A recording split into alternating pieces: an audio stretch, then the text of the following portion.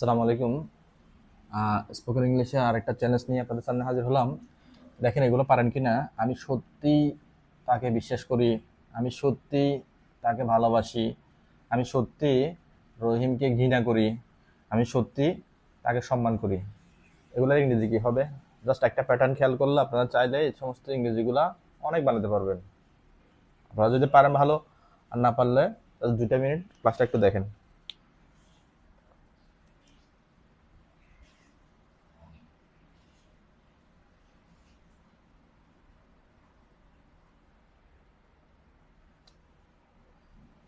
I do trust you. আমি সত্যি তোমাকে বিশ্বাস করি। I do love you.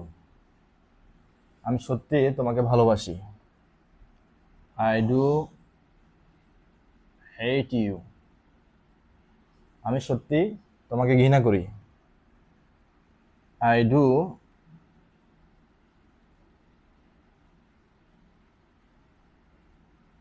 Understand you.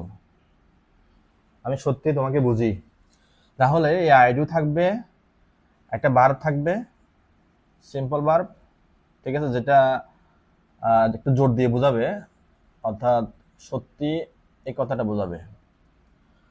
I do, I do subject অনুযায়ী আমি এখানে ডু বসাচ্ছি, কিন্তু যদি সাবজেক্ট হি হয় বা শি হয়, সরি,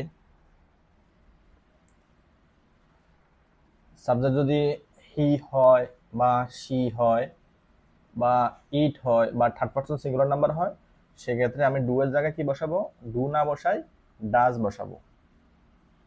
ঠিক আছে, ধন্যবাদ।